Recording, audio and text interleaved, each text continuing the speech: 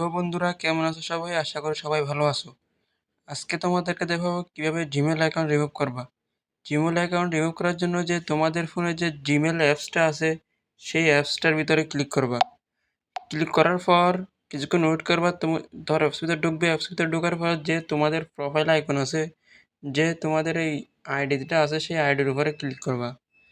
Click করার পর তুমি এখানে দেখতে পারো manage account on this device. Manage account on this device এইটার উপরে তুমি ক্লিক করবা।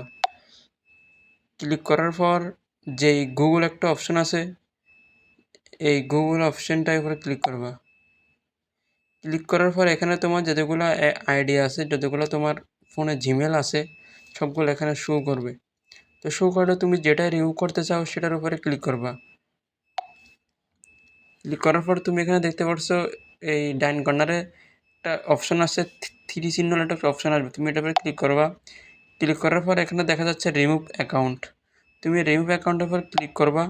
ক্লিক করার পর এখানে নিচে আবার তোমাকে তোমার কাছে পারমিশন চাচ্ছে, তুমি কি এটা রিমুভ করতে চাচ্ছ? তুমি এখানে দিবা রিমুভ অ্যাকাউন্ট। সাথে সাথে তোমার অ্যাকাউন্টটা রিমুভ হয়ে যাবে।